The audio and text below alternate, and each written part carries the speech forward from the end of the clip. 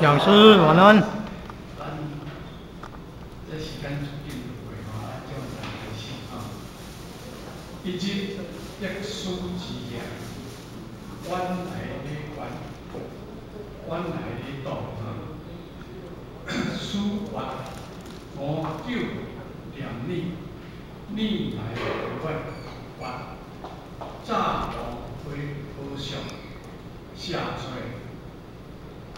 今随出家作定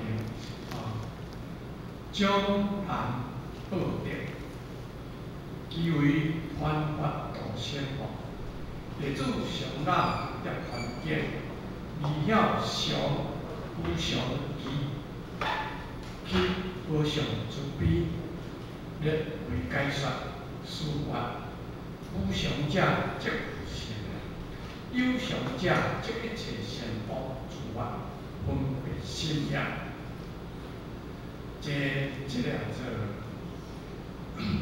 这个上师呢，其实伊来就想着讲，我迄时啊来到做祖师爷，要甲刺杀做祖师，伊安尼甲斩了无死，斩了无死。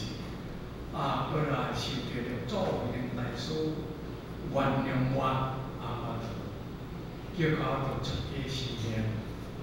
即卖经过一段期间，伊就想着讲，过去祝大师对于即款的即个经验，那么伊就伫正远来见这祝大师。祝大师就甲讲。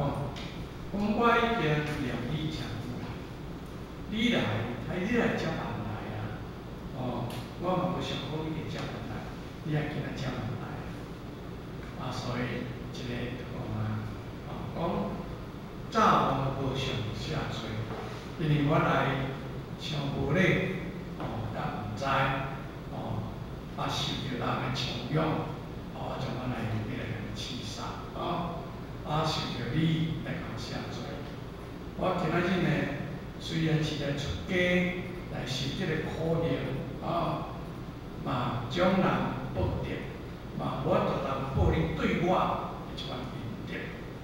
既为传法度生活，我虽是讲你当接受这个传法，毋过我即卖呢爱来广度众生，我就来广度众生。 叫我同人报了你的恩德，所以弟子上纳得环境，也讲我弟子呢上看这个环境，未晓这个常甲无常的这个真正意义。到底什么做常，什么做无常？你看甲一个花去就是球有花上你慈悲列为解说，来了来甲我解说这个情形。 那么祝大师就甲讲无常者